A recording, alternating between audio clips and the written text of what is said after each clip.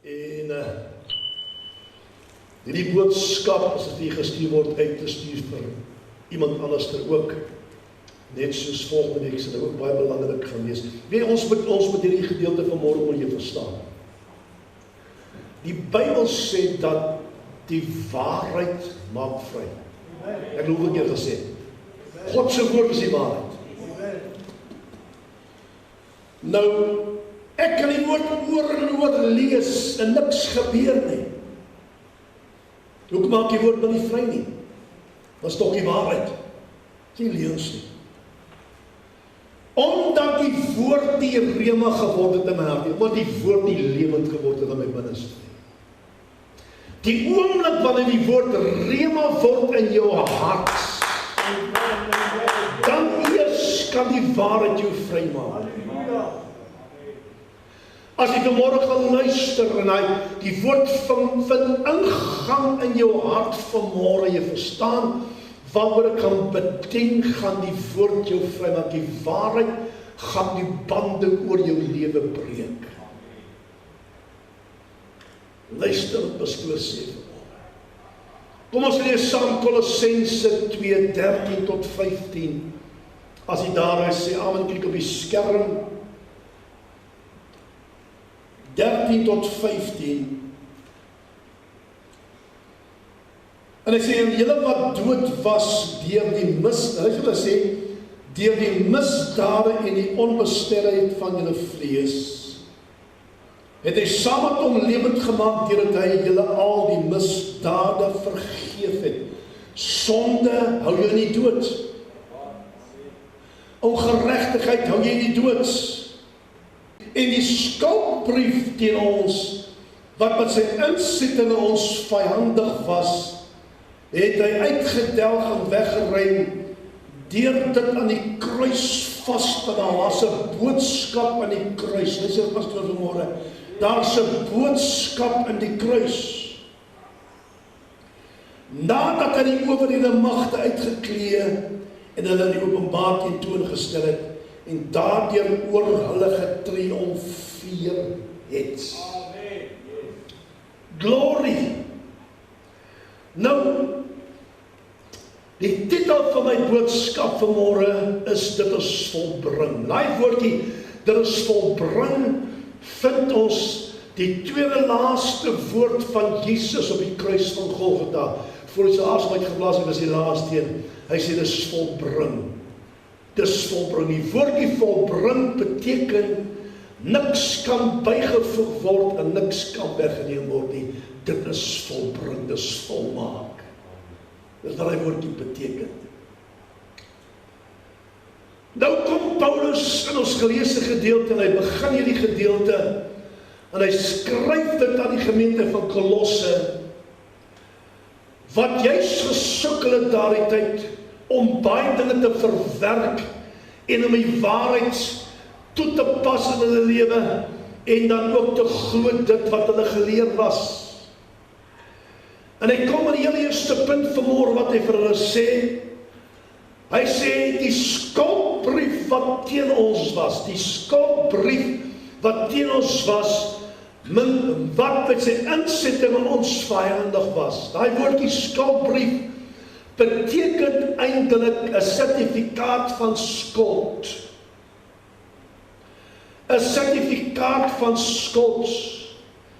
In ons taal beteken dit eenvoudig net dit, onbetaalde skuld wat opgehoop het. Wat ek ons wil sê, so ek en jy het skuld by God gehad,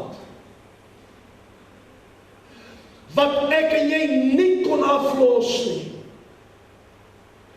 wat ek en jy nie kon betaal nie, wat op jy nie vandag teen ons getel het, onbelyde sonde, wat 'n skeidsmuur geword het tussen ons en God die Vader.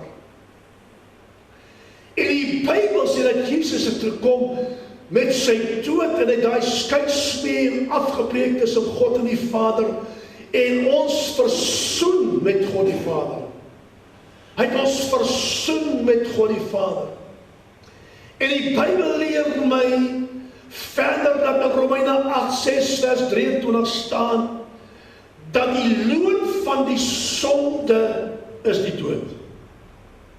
Die loon van die sonde is die dood. Met ander woorde, in die begin, voor ons inkeer, voor Jesus ons pad langs gekom het, was ons skuld. Ons sonde was soos 'n berg tussen ons en God. En daai sonde aan dit was vasgekoppel die dood. Met ander woorde, wat Paulus daar sê, is dat daar geen uitkoms was om weg te kom van die doodstraf, as ek aanhalingstekens so was. Die uiteinde van die pad sal nou gewees het, ons het gesterf, en jy praat nou van sterf, allemaal van ons gesterf, maar ek praat van die tweede dood. Waarvan ons nie gedeelte, waar ons nie van deel sal wees op een dag nie.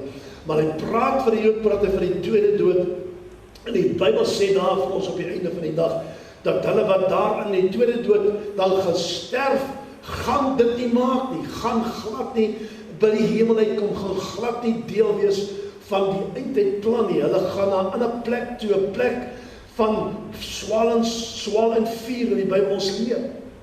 So die loon van sonde is die dood volgens Romeine 6 vers 23.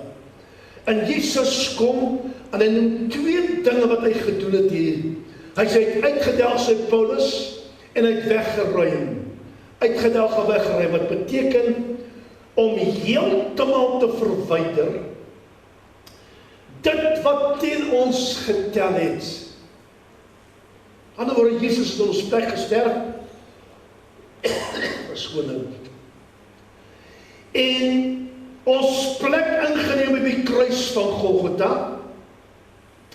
Hy het die prys vir ons betaal, hy het ons skuld afgelos, kom ek sê dit so, hy het ons skuld afgelos, hy het daardie uitgedelg en gekanseleer. In die regsterme beteken dit om 'n skuldbrief uit te vee, heeltemal uit te vee. Dawid bid in Psalm 51 en hy sê, Here, trek 'n streep deur al my oortredinge. Trek 'n streep deur my oortredinge beteken ek kanselleer alles. Jesus Christus het 'n streep deur al ons oortredinge getrek. Hy het dit wat teen ons gestaan het, wat die duiwel kon gebruik op die einde van die dag, hy het dit uitgedelg deur te sterf aan die kruis van Golgotha. Hy het dit uitgedelg deur sy kosbare bloed. Hy het dit verwyder deur sy kosbare bloed. Hy het dit uitgevee deur sy kosbare bloed. Hy het 'n streep daardeur getrek en sê dit bestaan nie meer nie. Kom ek probeer dit vir u verduidelik. Wat is daar wat die duiwel teen jou gebruik sonde wat jy in die verlede gedoen het? Die een van ons teenwoordig vanmôre kan sê, het nie gekom met dinge van die ou tyd nie. Of jy gewys het, toe daardie dag wat jy daarna gedoen het. Dan voel jy skuldig, omdat jy gesondig het en verkeerde dinge gedoen het, min wetend dat daardie dinge glad en geheel nie meer bestaan nie. Hy weet dit, maar hy weet dat jy dit nie weet nie. En omdat jy dit nie weet nie, kom hy met daai dinge, en hy vang jou vas deur vrees, skuldgevoel, en hy hou jou in die verlede. Die dinge wat al lankal vergewe is, dinge wat Jesus al lankal uitgevee het, dinge wat al lankal gekanseleer is, jy moet van reguit sê, wie ek hou daar van 'n gedeelte, Martin Luther word besoek deur die duiwel, en die duiwel herinner aan sy dinge wat hy gedoen het. Sy sondes. Martin Luther sê vir hom, ek hoor wat jy sê, maar 'n paar dinge wat jy vergeet het, ek nog gedoen, wat jy eers van weet nie. Las jy die paar dinge sommer by. Wat het jy nou wil sê? Weet jy, maar skip bly gewees? En daai alles gedoen sê, nou wil ek vir iets sê. Ek vat hierdie pen gedruk aan die bloed van Jesus Christus. En ek trek 'n streep daardeur en ek sê dis gekanseleer, want dit bestaan nie meer nie. Jesus Christus het die volle prys vir my betaal.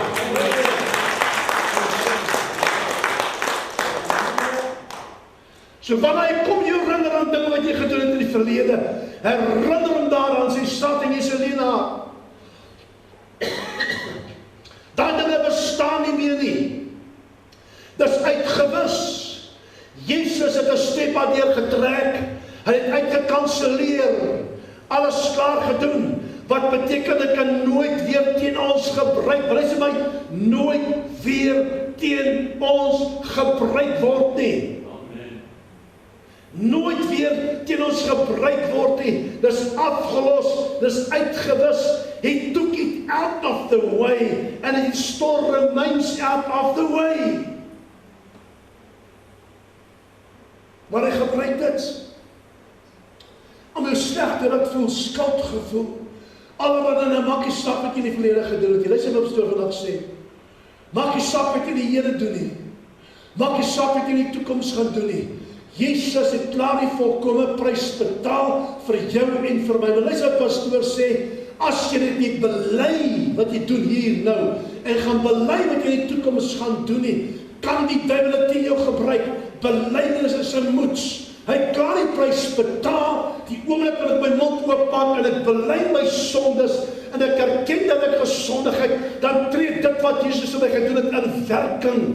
Dit word weggewas. Skoon blanco vel wat voor my lê, en die duiwel het niks om teen my te gebruik nie. Vanaand, luister mooi, wil ons kom met moedswillige sondes. Wat is moedswillige sondes, pastoor? Moedswillige sondes is wanneer jy dinge doen nie weet is die keer, maar nogmaals doen jy dit. Ek doen dit maar gaan vanmorgen om vergifnis was reg, die Here gaan vir jou vergewe. Maar later raak dit 'n norm, raak 'n gewoonte. Die moedswillige sondes wat jy doen. Die moedswillige sondes wat die vyand kan gebruik teen jou en my. Wat hy ons aan kan kla deur God die Vader. En omdat dit in die woord staan, omdat dit ingeskryf is, omdat dit wet is, kan God die Vader niks doen nie. Net soos Job moes hy toestemming gee en sê, jy kan maar dit doen, maar jy kan nie sy lewe neem. Ek het verlede keer gesê, hy kan en mag jou nie doodmaak nie. Dit rus in die Here se hande, dit berus by hom. As kind van die Here is ons lewe in sy hande.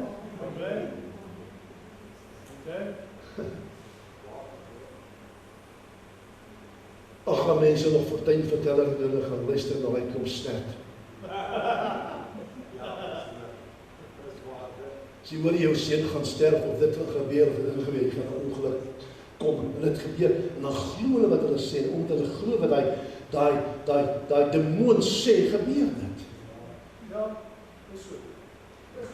Maar ek weet dat my lewe is in sy hande. Ek behoort aan hom. Ek is sy eiendom. Omdat ek syne is, weet hy my dag en datum van geboorte. Ek sê dit altyd, Pieter Andries Swanepoel gebore 4951, is Jesus Christus se eiendom. Ek het op 'n keer gekom, Februarie 1978, duiwel, jy hoor wat ek vir jou sê, jy kan niks doen nie, ek behoort aan hom, jy kan nie naby my kom nie, met onderhand by palme aanraak nie, ek is sy eiendom, omdat ek sy eiendom is, rus ek in hom, en wat ek doen, gaan ek na hom toe, hy is daar om my dra, saam met my deur te stap, en hy weet van my einde gaan kom, en ek sê bekommer nou oor nie, want ek weet wat het ook gaan. Die duiwel kan dit nie vervroeg nie, hy kan dit nie later maak nie, dit berus by God die Vader.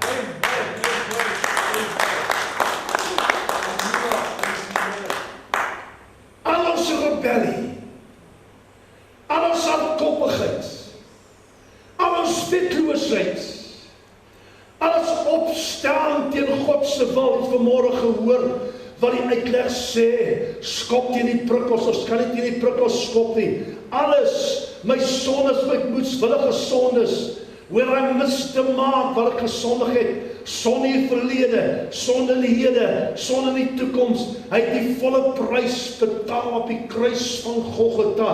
Hy het alles uitgewis, hy het alles weggevat. En wie wat kon ook op afdoen doen, verder as die heel gaan. En daardie tyd het hulle iets gevat, 'n papier, dan het hulle spyker vasgekap in 'n papier, wat vir daai persoon sê, daar is niks meer oor wat jy hoef te betaal nie, dis uitgewis. Wat gebeur?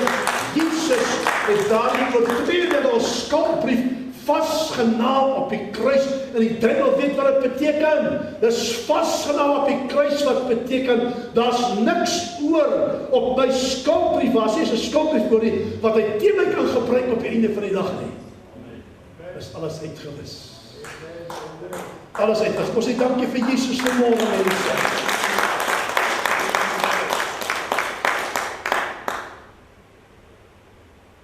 En om die dood vry te spring, die tweede doods, moet ek en die Jesus deel maak van ons lewe. Onthou as Sondag, ons gaan net terug so doen. As Sondag loop hy rond met 'n doodsvonnis op sy kop, oor sy kop. Hy kan enige tyd sterf. Die duiwel kan inmeng daar. Hy het 'n doodsvonnis wat oor 'n man. As Sondag hang 'n doodsvonnis oor jou, want die loon van die sonde is die dood. Verstaan wat pastoor sê? Maar die oomblik wanneer hy Sondag Jesus aanneem as sy persoonlike saligmaker, en hy word deel van sy lewe, dan verval daardie ding. Hy kan niks meer doen nie. Hy val onder Jesus Christus, en die duiwel het geen sê nie. Dit skrik toe dit by my opkom vanmôre, né? Doodsvonnis wat oor 'n man. En as hy dood is, as hy sterf, gaan hy ook in die tweede dood sterf. Aan die woorde, hy gaan geoordeel word, en hy gaan uiteindig op land waar hy nie graag wil opland nie. Die Bybel sê in Hebreërs 9:27-28, al die mense moet eenmaal sterf, en daarna sal God hulle oordeel. So het Christus homself ook dit eenmaal geoffer, om die sondes van baie mense weg te neem. Jy moet hom deel maak van jou lewe, voordat die ding gestellig kan word. Hierdie belofte deel kan word van jou lewe. As jy sondaar is, het jy probleme. As jy kind van die lewe is, leef reg. Leef reg. Jesaja 38:17, God has cast all my sins behind his back. Psalm 103:10-12 sê, hy handel met ons nie na ons sondes en vergeld ons nie na ons ongeregtighede nie.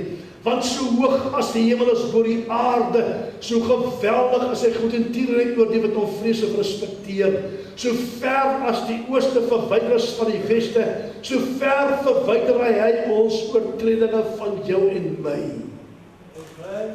Jesaja 54:22 sê, ek delg jou oortredinge uit soos 'n nevel en jou sonde soos 'n wolk. Keer terug na my, want ek het jou verlos. Halleluja! Jy wonder ek het belofte nie. So heel eerste wat hy gedoen het, Jesus, deel van die saligheidspakket was om met sonde en dood, as hulle ek oor gepraat, moes hy mee deel. Sonde en die dood was hand in hand maatjies gewees.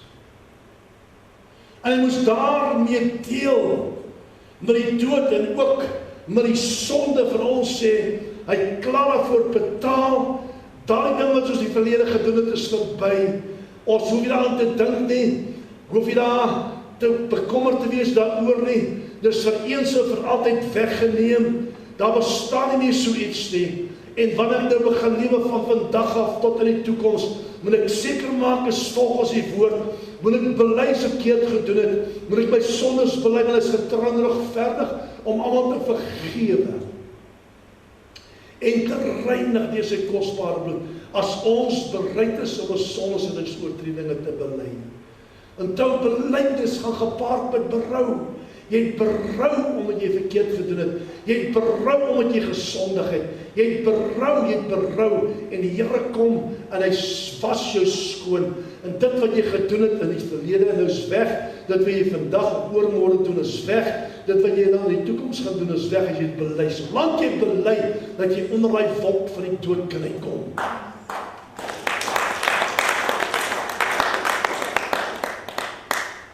En waar sonde is, daar is die dood ook. Sonde volg. Sonde volg of die dood volg sonde, so mag sê vanmôre. Luister, die tweede belangrike punt, en die is eintlik die kern van my boodskap. Jy moet nooit vergeet wat die volgende gesê het, hy kan jy nie aankla nie. Hy kan dit nie doen nie. Moenie hom na luister nie. As jy kom aankla, sê ek vat hierdie pen, gedruk in die bloed van Jesus, en ek trek 'n streep deur dit vir 'n slaapbetaal. Dit is nie meer daar nie. Moenie dat jy aankla en skuldig laat voel nie. Hy's 'n leienaar, hy's die vader van leuns. Tweede ding waaroor Paulus praat, moet ek jy verstaan vanmôre vers 15. Engelse Bybel sê, he stripped the spiritual rulers and powers of their authority, disarmed and despoiled the rulers and authorities. With the cross you won the victory and showed the world that they were powerless, publicly shamed them, made a public spectacle of them. Like a triumph general displaying his captives in a victory parade.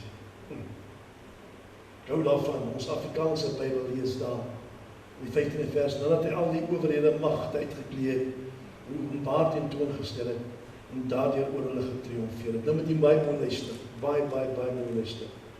Ek gaan 'n voorbeeld vir u gee. Wat gebeur het in die Romeinse tyd, en dis waar Paulus, Paulus was 'n Romeinse burger. Paulus was 'n Romeinse burger, gelees het in Handelinge. Toe hulle kom, hulle gesel, hy en Silas, en hulle die tronk gooi, en dan los, kom hulle uit, hulle sê, nou kan jy maar pad vat, gaan maar uit, hulle sê, nee, ons gaan nie so middag loop nie. Weet julle dat julle Romeinse burgers het julle gegeesel in die tronk gegooi, en in die tyd was dit teen hulle, as jy dit gedoen het, kan jy doodgemaak word. En daai burgermeester van die tyd sommer nie geweet wat om te maak nie. Paulus sê nie, julle sal ons uit vergeesel na buite toe. So ons sal julle volg, omdat julle dit in ons gedoen het. Hy was 'n Romeinse burger, onthou dat hy was 'n Romeinse burger.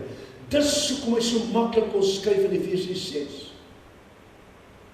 Oor die volle wapenrusting van God, wat ons moet aantrek, hy het 'n burger soldaat, of 'n Romeinse soldaat voor hom gesien.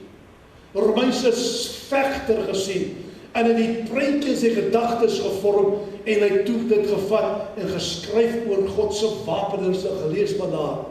En dit is so mooi, so pragtig, weet jy keer gesig gehad, waar sy die Romeinse soldaat sien, net soos dit in die Bybel staan, toe sien sy iets extra, nou van haar Romeinse soldaat het 'n rooi ding agter hulle, as jy op vastpak, hy was so 'n rooi ding agter, oor die rug gaan, weet, is eintlik mooi, en is net hulle wat baie keer 'n hoë posisie beklee, en sy vra die Here, wat is dit?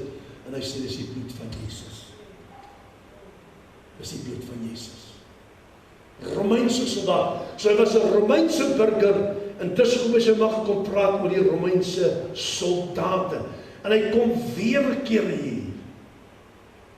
En hy skryf aan die gemeente van Kolosse, want as hy daaroor praat, dan verstaan hulle wat Paulus vir hulle wil sê. Dis amper soos die gelykenisse wat Jesus gebruik het in die 4 evangelies. Presies dieselfde. Nou, wat gebeur het in daardie tyd, en ek het daaroor gepraat, maar luister dit weer 'n keer, is dat wanneer Romeinse generale oorwinning behaal het, oor sy vyand. Dit is belangrik dat jy luister. Dis die ding wat dit elke jaar gebeur het nie. Daai generaal was iemand wat 'n sekere klomp stede in besit geneem het. Was iemand wat ten minste 5000 laat sneuwel het. Het ek nou gelees. Ten minste. Hy het 'n reputasie gehad dat hy soveel dinge gedoen het. Hy het hom geken, het geweet wie hy was, en dan die hooggeagtes van daardie tyd in daardie stad in die Romeine spesifiek, het hulle 'n sekere ding vir hierdie generaal gereël. En dan is daardie dag aangebreek het, was die hele stad by mekaar om fees te vier.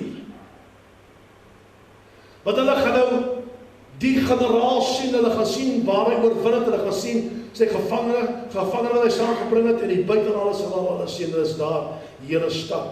En as die stadshekke dan Dawid oopgemaak, en elke huis langs die pad, en binne in die stad was versier, dit was 'n feestyd. Ek kry die Bybel luister. So het almal dan gewag vir die trompette wat sou blaas. Maar as hulle die trompette blaas, dan die mense voor hulle vlae in die lug gewuif. Heen en weer gewuif. Na die trompette blaas het hulle geweet dat die generaal baie naby sou wees, en hulle oë was soekend om na sy chariot te soek. Want sy chariot sou getrek met baie keer deur 2 perde, baie keer deur 4 perde. Sal hy inkom met sy chariots, staande op sy chariot, geklee in gouds, met 'n kroon op sy kop, getrek deur die wit perde. En dis waarvoor almal gewag het, hulle wou hom graag sien. Die man wat hulle weerhou het van oorlog, het gegaan in die oorlog gewen vir hulle. Hulle was dankbaar dat so man daar was, so man die troepe kon lei, en so man die oorwinnings kon behaal. Dankbaar, en ek glo daar was 'n gejuig en 'n gedans en 'n gesing wanneer daai chariot ingekom het, getrek deur die perd, en hy staan het op hy perd. Ek sien dit in my gees is oog. Wie jy daai Bybelpreek al gesê, lyk hy chariots, hulle staan by, net so iets. Pragtig, spierwit perde. En almal so soek in die strydwa getrek deur die wit perde van die aanvoerder van die Romeinse troepe, hulle generaal, op 'n strydswa sou hy wees, staande en gekroon. Nou luister mooi, wat dan gebeur het. Luister mooi. As hy inkom in die stad in, daar klomp mense om gevolg, en daar klomp dinge gebeur. Die heel eerste ding wat jou oog sou vang, was dit mense wat vasgemaak was aan sy strydwa. Was eens die magtige konings en heersers verslaan deur die generaal met hulle kroon en koningskap. Alles wat hulle gehad het hulle gesien, dus die konings wat dan saam was, hulle is vasgemaak aan sy chariot. So hulle moes saam met die chariot inkom, en hulle het geweet, die mense daar vasgemaak was verslaande konings en heersers. Onthou dit, aan sy chariot. Dan agterna wat hom gevolg het, tweedens, was die Romeinse soldaat of troepe wat deel van die buit gedra en dit tentoongestel het, dat alles opgehou. Al die goue voorwerpe, alles wat hulle graag gebring het en alles wat hulle ingeneem het, was dan hulle sin. Het hulle gespog met dit wat hulle dan buit geneem het van al die konings en hulle stede wat hulle ingeneem het. Dan in die derde plek agter hulle was die res van die bataljon. Dan het agtergevolg, het hulle gevolg met groot lang kaart, ek gaan lees weer daar, dat hulle het basies groot skilderye geskilder, die landkaarte, en dan opgehou en aan die mense daar gewys, waar die oorwinnings behaal was. Hulle wou sien, die mense wou sien. En daardie troepe het opgehou, rondgeloop en gewys vir die mense, waar die oorwinnings behaal was. Onthou dit goed. Dis wat gebeur het daar. Agter het hulle met groot glankskaarte het opgelig om almal te wys waar die oorwinningsbaal was. En dan laaste die res van die gevangenes. Die res van die gevangenes. So heel eers het ons gesien die konings en hulle hooggeagtes vasgemaak in die strydwa van die generaal, en dan tweedens die Romeinse troepe wat die byt geraad, en dan derdens die res van die bataljon, dan die kaarte wat hulle rondgeswaai het, en dan laaste die res van die gevangenes. En dan saamgekom, geboei. Nou weet interessant vir ons binne aangaan so toe. Is dat baie keer het hulle al die mense gewys dat die mense kon sien dat hulle van die mense moes dan doodgemaak word. Was hulle die arena gegooi. Leeu's het hulle verskeer. Of hulle was in 'n tronk gegooi vir altyd. Sou nooit uitgekom daar nie. So hulle moes self besluit ek wil sê maar die burgemeester wat hulle was, moes self besluit wat met die mense sou gebeur. En meeste van die konings en die hooggeagtes daar is doodgemaak gewees. As ons kyk in die Ou Testament, wanneer God opdrag gegee het dat die konings gevangene moes geneem word en hulle moes 'n plek betref met 'n bandvloek gelees met daar was die konings doodgemaak. Konings is doodgemaak.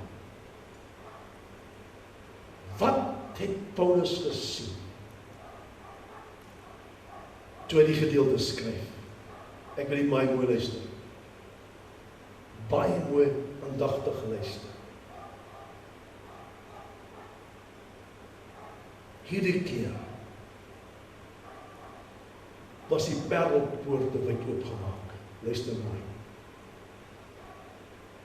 En heel eerstens, voordat ingekom het, was engele singend en dansend, maar almal se oë was soekend na hom op 'n wit perd. Hier sien hulle hom nie as die lam geslag, maar die oorwinnaar, die generaal op die wit perd, of op sy chariot. Openbaar 19 vers 11 sê, toe het ek die hemel geopen gesien, en daar was 'n wit perd, en hy wat daarop sit word genoem getrou en waaragtig, en hy oordeel en voer oorlog en geregtigheid. 12, en sy oë was soos vuurvlam, en op sy oë was baie krone, met 'n naam wat geskryf is bo, wat niemand ken nie, behalwe hy self, en hy was bekleed met die kleed, wat in bloed gedoop was, en sy naam was die woord van God. En die leers in die hemel het hom gevolg op wit perde, bekleed met wit en rein linne. En uit sy mond gaan daar 'n skerp swaard om die nasies daarmee te slaan. En hy sal hulle met 'n ysterstaf regeer. En hy trap die parskuip van die wyn, van die grimmigheid en van die toorn van God, die Almagtige. En hy dra op sy kleed en op sy heup die naam wat geskryf is, die koning van die konings en die Here van die Here.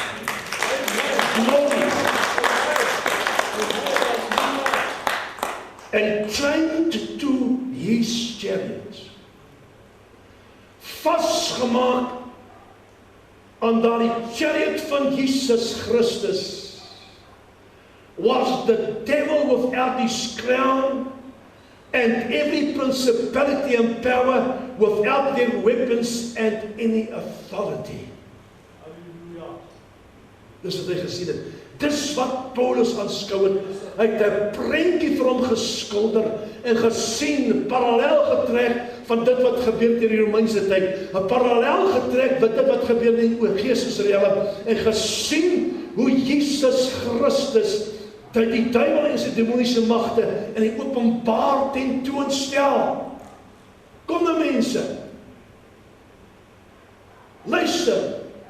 Dan agter hulle was die Ou Testamentiese godsmanne. Henog was daar, Dawid was daar, Noag was daar, Samson was daar, Elia en Elisa was daar. Hulle was deel van die buit wat opgelig en tentoongestel was. Buit wat weggeneem was van Satan en al sy demone. Jy moet mooi net wat pastoor vanmôre sê. Hy het geen sê oor ons lewe nie. Hy het geen mag oor jou my lewe nie. Hy kan ons alleenlik versoek en beproef. Hy kan niks anders doen as dit nie. En dit wat ons ombied sal hy vat met die grootste graagte en dit teen ons gebruik. Hy is verslaan. Jesus Christus het die duiwel en sy demoniese magte verslaan 2000 jaar terug op die kruis van Golgotha. Hy het nie sê in jou huis nie, hy het nie sê in jou finansies nie, hy het nie sê in jou liggaam nie, hy het nie sê in jou werk nie, hy het nie sê in jou kinders se lewe nie, hy het nêrens sê nie, hy's 'n verslaande duiwel, hy's gewond, want Jesus is op sy kop getrap, hy's 'n gewonde vyand, hy kan niks meer verder doen nie, en dis hoekom pastoor vanmôre sê, hy kan niks doen, tensy die Here hom toestemming gee in en oor ons lewe nie. Nothing at all. Niks nie. Hy bly die vader van leuns. Hy bly 'n versoeker. Hy bly 'n aanklaer. Hy bly dieselfde. En Jakob gaan van sy kleur verander, maar nie van sy streek, en hy bly dieselfde. En dan derdens agter hulle was die vuil demoniese magte vasgemaak aan mekaar en voetsleepend klaar oorwin. Hy het die duiwel oorwin, hy het Satan oorwin, hy het die principalities en powers oorwin, hy het die demoniese magte oorwin, hulle het voetsleepend agter was hulle saamgetrek, hulle kon niks meer doen nie. Die oorwinning was behaal op die kruis, die oorwinning was behaal op die kruis, die oorwinning was behaal op die kruis, en hulle kon niks meer doen nie. En luister, hy weet dit, hy weet hy's verslaan op die kruis.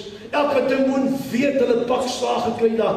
Elke demoon weet hulle het nederlaag gelei. Dit kan nie omgedraai word nie. Hulle het nederlaag gelei. En Jesus Christus, die geslagte lam, die leeu, die stam van Juda, regeer vandag.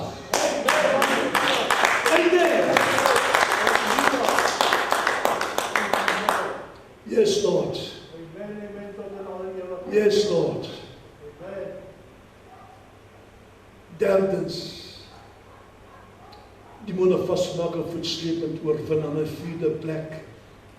vierde plek. Laastens was daar die kaarte opgelig. Hierdie keer was net een groot kaart wat opgelig was en gewys was in die hemelse skare wat aanskou het hoe Jesus Christus hierdie demone en hulle meeste terugbring na ronde nul toe nie, dat hulle niks was nie. Sy pips was weggeneem van haar, sy gesag en autoriteit was weggeneem, hy is teruggebring na ronde nul toe. Elke een in die geestesrealm in die hemel het gesien wat gebeur het. En toe die kaart opgelig was, in rooi geomkring, het daar gestaan Golgotha. Halleluja!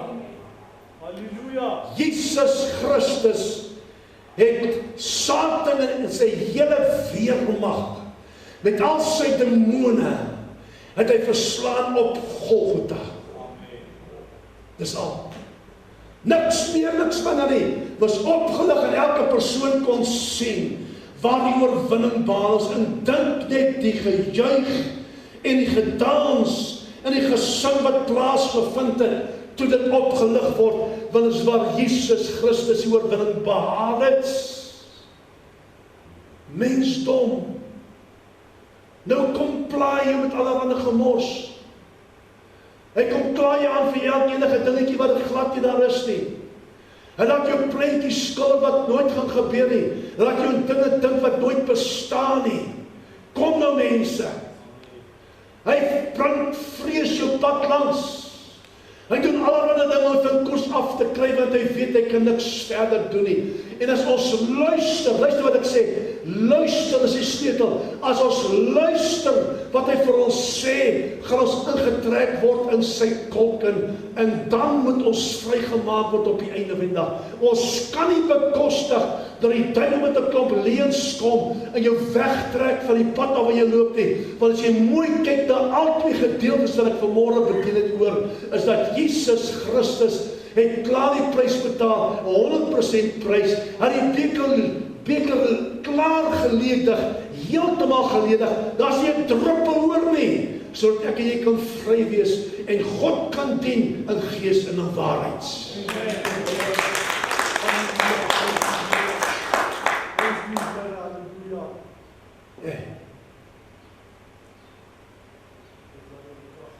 Hebreërs 9 vers 22 sê, in byna alles word met bloed gereinig, volgens die wet, en sonder bloedvergieting van daar geen vergifnis plaas nie.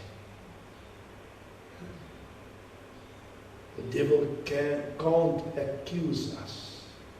The devil can't accuse us, but he can still tempt us. The devil can't accuse us, but he can still tempt us. Openbaring 19 vers 17 sê, en ek het een engel sien staan in die son, en hy het met 'n groot stem uitgeroep en vir al die voëls gesê, wat in die middel van die lug vlieg, kom hierheen, en versamel julle tot die maaltyd van die groote Gods, dat julle kan eet die vlees van die konings en die vlees van die owerstes, oor 1000 en die vlees van die sterktes en die vlees van die perde en die van wat daarop sit, en die vlees van almal, vrymense sowel as slawe, klein sowel as groot.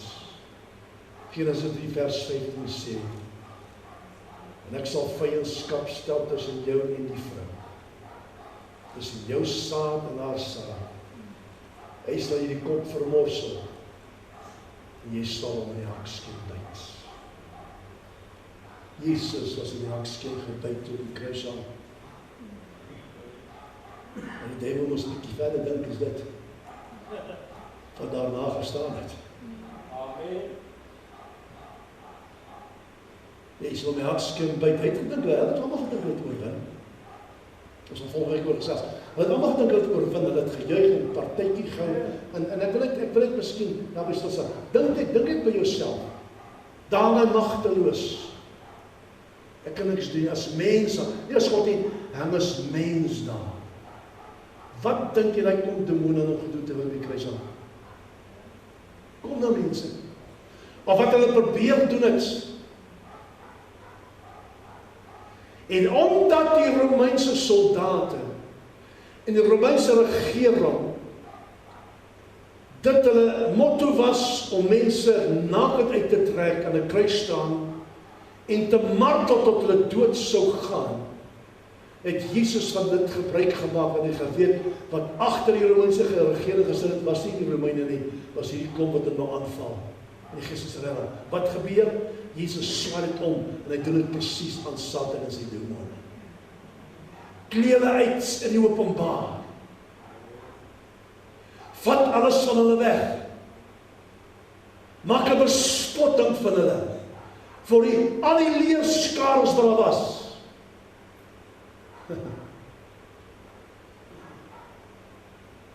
En toe hy wegstap, dit wat hy sê, toe maak hy dit so, en te reis sy hak so, laat sy die skaar, dis kom hy gewond is vandag. Hy is 'n gewonde vyand, hy is 'n gewonde, hy roep rond soos 'n brullende leeu. Nie 'n leeu nie, soos een, want sy brul klink soos 'n leeu, maar hy is eintlik nie 'n leeu nie, hy is verslaan, want Jesus Christus het hom gewond. Kan jy sê amen vanmôre? Kom ons staan. Hy leef en hy het opgestaan. Hy leef en opgestaan. Voordat ons begin en toe het ek gesê, heel eerste, jou sondes is te gewe. Wat jy gedoen het in die verlede, wat jy gaan doen in die hede, wat jy nog gaan doen in die toekoms, is daar vergewe. Jy moet dit bely, Here om vergifnis vra. Maar die dag toe Jesus ingenooi die persoonlike saligmaker, het dit wat in die verlede gebeur het, het hy weggewas. Daai dinge bestaan nie meer nie. Of jy nou moord gepleeg het, en ander dinge gedoen het waarvoor jy jou vergewe, dit bestaan nie meer nie. Moet nie dat die duiwel jou intrek in die verlede in nie. Dan dood. Hy het verloor. En dan tweedens, het hy oorwinning behaal oor Satan en sy demoniese magte. Ontkleen openbaar die toongestel en teruggebring na Rome 0 toe. Hulle is ronde 0. Alleenlik dit wat ek en julle bied, kan hulle vat om teen ons te gebruik op die dag. Anders het hy niks nie. Anders het hy zero.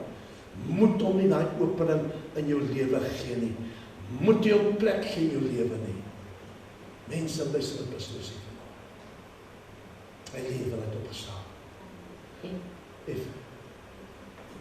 Hy lewe. Want hy het opgestaan.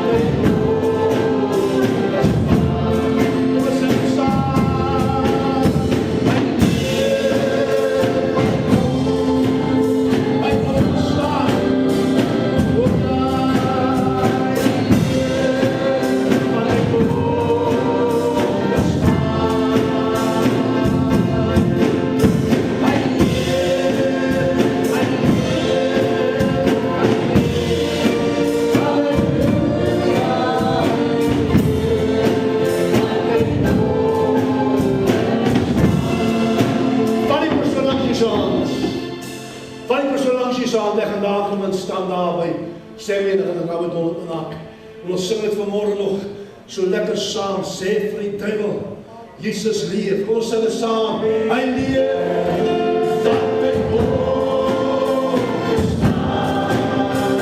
Ons sing dit, hy leef, dat hy opgestaan. Hy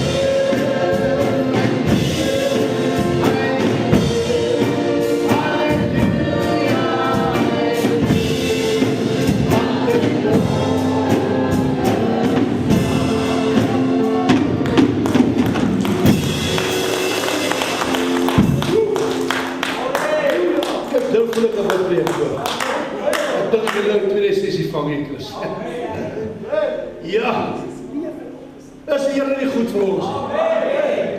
Kan mense, ek wil iemand in depressie val, ek wil nie iemand terugkyk na jou verlede en vir die sondes, ek wil nie iemand onthou wanneer jou, as hy kan klop aan jou deur sê van, jammer, ek het 'n verkeerde adres, gee die buurmense se adres. Dit is genoeg aan. Sê as die myne is by 'n verkeerde plek, moet nie hom plek gee in jou lewe nie. Staan op God se woord, hierdie kan jy oor en oor luister, gebruik dit teen hom, hy weet dit. Hy's verslaan. Nou volgende week, maak reg vir die sal verander. Volgende week moet jy nie mis nie. Al moet jy in jou slaapklere inloop daar, volgende week.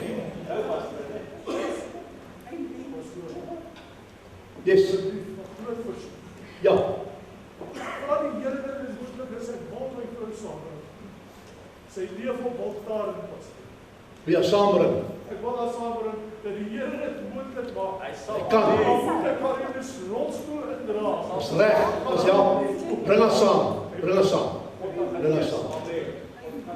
Ons gaan vir bid. Yes. Ons gaan vir bid. Luister. Volgende week moet jy nie mis nie. Ek sê al op jou slaapklere. Bring mense saam, nooi mense uit. Bel jou buurmense, mense, jy kan en mag nie volgende week se diens mis. Jy kan nie. Wat het gebeur toe Jesus sterf? Nommer 1.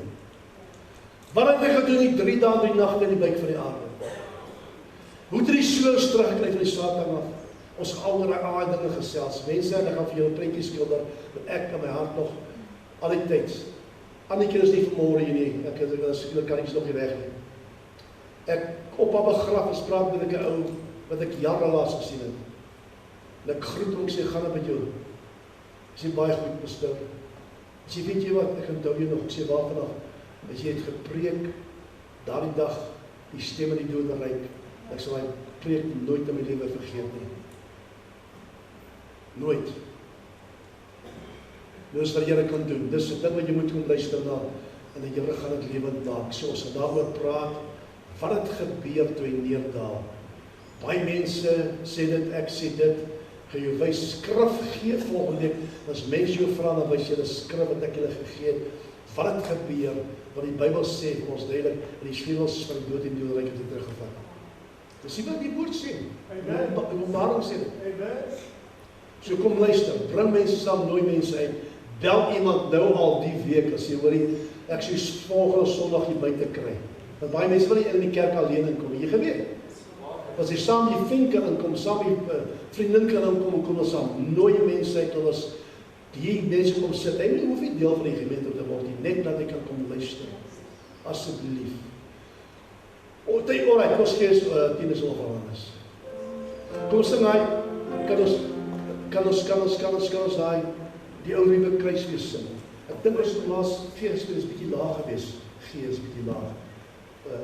Wat van waar sy is dit vir die gelos oor die dinges. Die gewerk. Gees is bietjie laag. Ek dink ons nog effe gaan ons effe probeer. Ek het hom slaan hierdie gewees, staan hierdie gewees. Ja, laat ons.